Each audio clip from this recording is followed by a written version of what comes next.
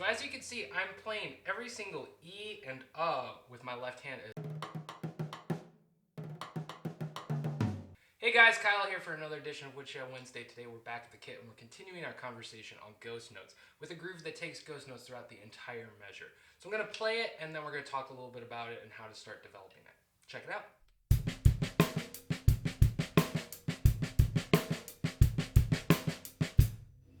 So as you can see, I'm playing every single E and with my left hand as ghost notes, and then I'm also whipping my stick up to get that backbeat as an accent.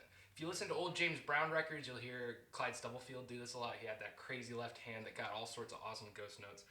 We've talked about this before, but a great way to practice that is just focus on shifting between the ghost note into the accent and then back down to a ghost note. Just focus on that with your left hand. Another good way to practice that is to bring your right hand over for the backbeat. You're just doing alternating sixteenths that way. Try it out, and I'll see you guys next week.